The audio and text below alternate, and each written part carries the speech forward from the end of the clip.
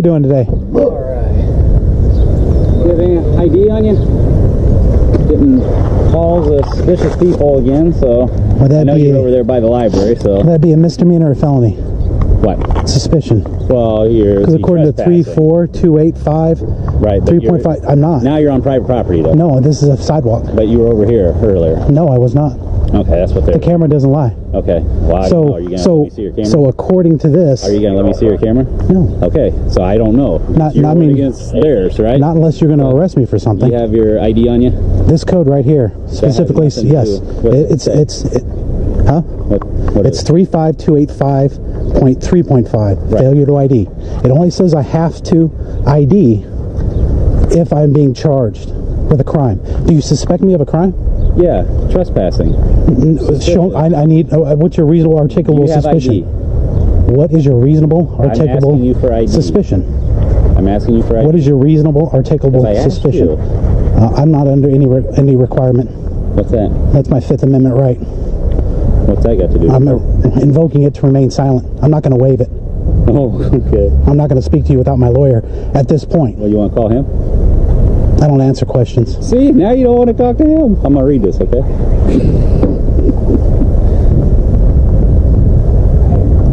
You want to go... What's your badge number, sir? Property. What's your badge number, sir? 3900. You've been very professional. Thank you. Welcome back to the channel, everyone. Before we dive into this intense encounter, let me set the stage because what you're about to see is a textbook example of what happens when an officer decides his feelings matter more than the law.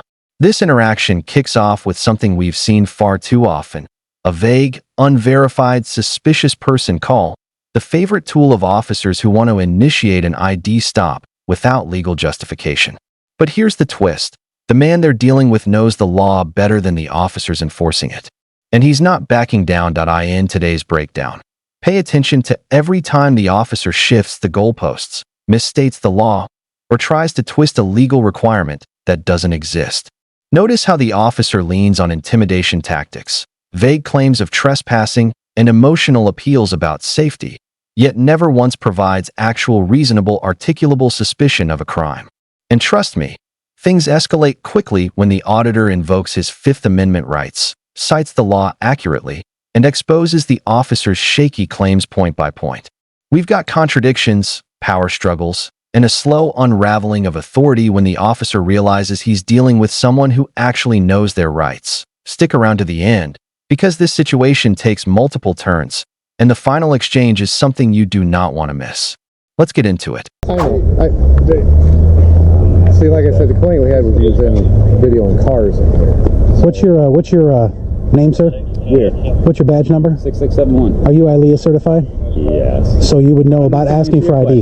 You don't want to answer You're a public servant. You have to. No. You're under an obligation. You're a public servant. No, you can talk Public to my servant. chief. Bring him down here.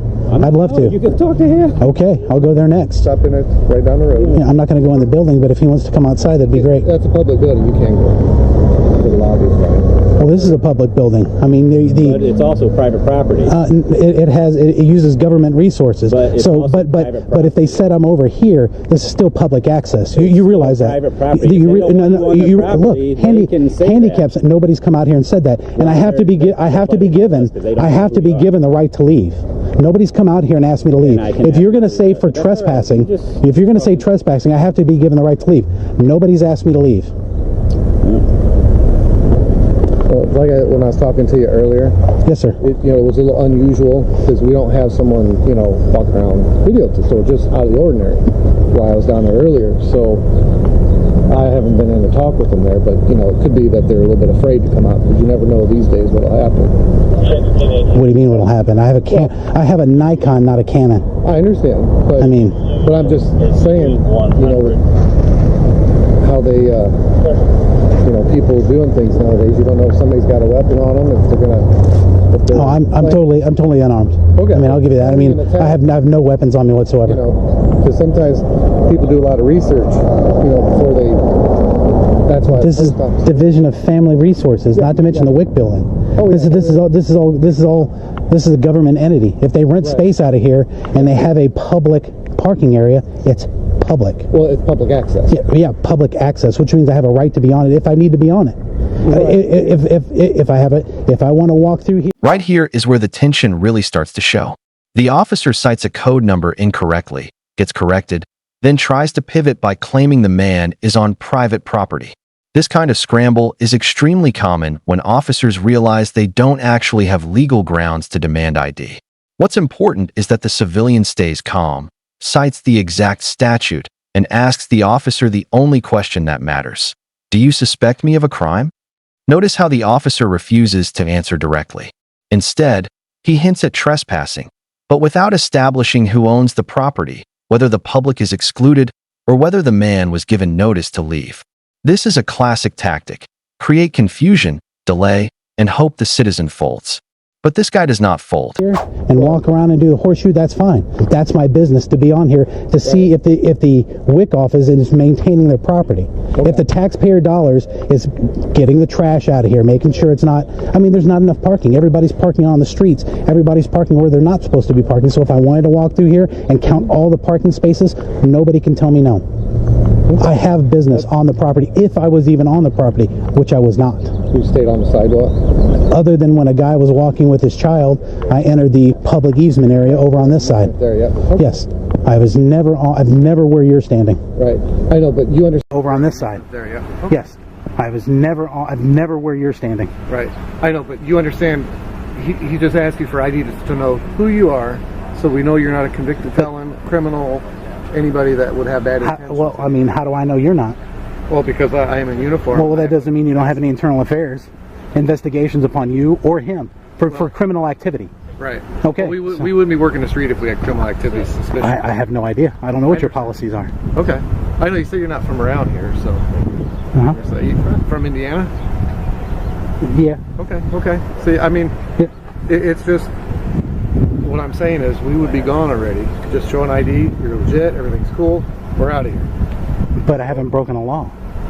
I understand, but that's what the way the call came in about being in it. But where's the proof? We'll figure that out. Don't worry. I'll say, where's the proof? I understand that's what he was checking. Okay. Am I being detained? I believe so. So I'm free to go. I mean, he's got your card there. Well, I've got a dozen more. Do you? I just need that one because it has his fingerprints on it. Okay. Sure. Or he can have it, whichever I determine.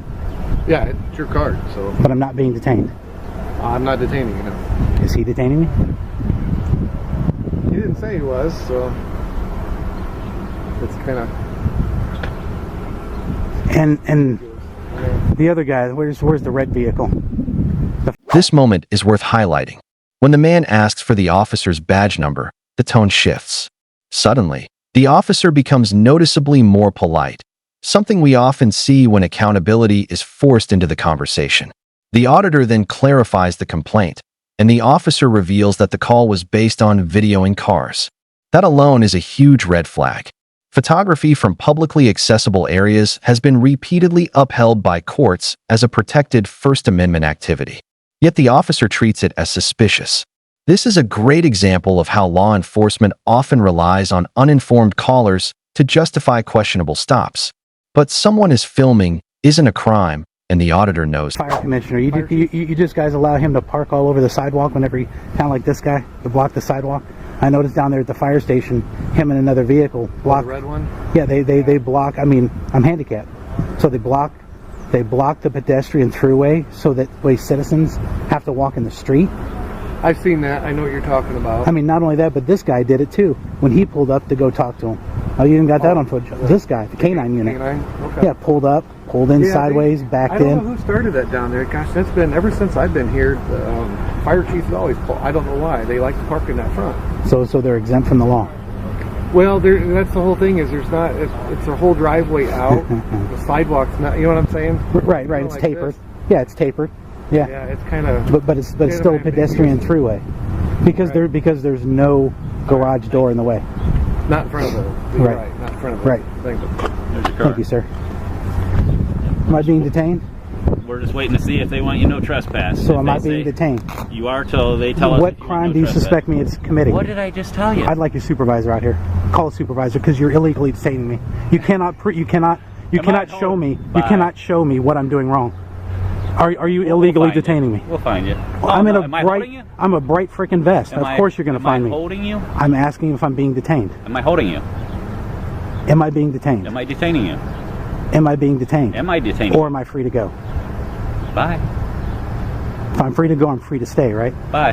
On the sidewalk. Right. I've always been on the sidewalk Okay. or the public easement. How long's your battery good for? Considering I have several battery backups, about 18 hours. At least you got a nice day.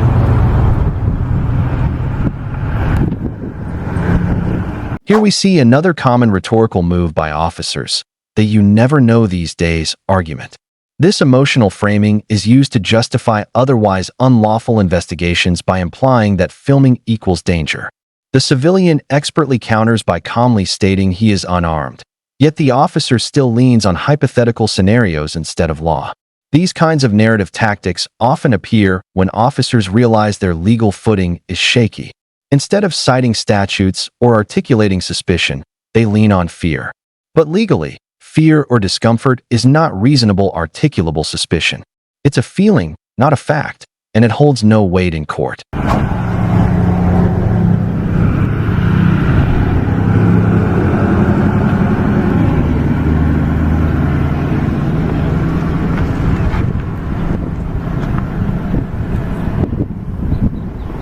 Excuse me, sir. Huh? I said, excuse me, I don't want to walk between you guys and get shot or tased.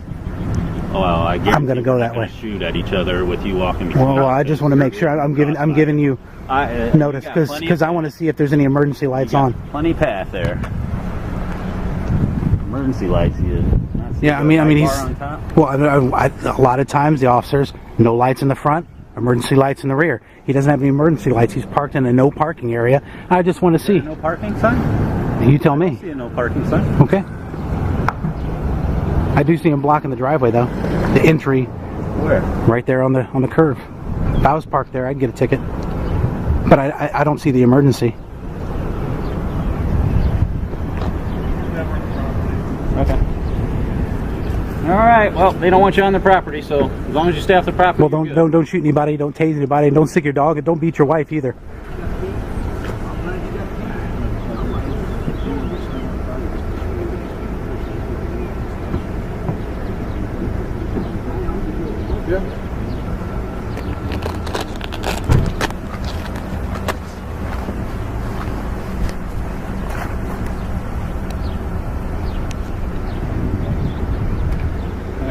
Have a good day. Thank you, sir. You are clear not to go on the property, correct? You are clear. Don't beat your wife today. Don't beat your wife. Don't smoke crack. I mean, you understand those things, right? Don't drink and drive. This comment from the officer is incredibly telling. We just need to know you're not a convicted felon. That's not how the law works. Police do not get to ID every person to confirm they're not a felon. The Constitution does not operate on prove your innocence. It operates on the presumption of innocence, and the burden is on law enforcement to justify a detainment, not on citizens to justify their freedom. The auditor brilliantly flips the logic by asking the officer how he knows the citizen isn't dangerous. That exposes the double standard. Officers want unquestioned access to your identity while providing none of their own justification. It's a power imbalance, not a legal requirement.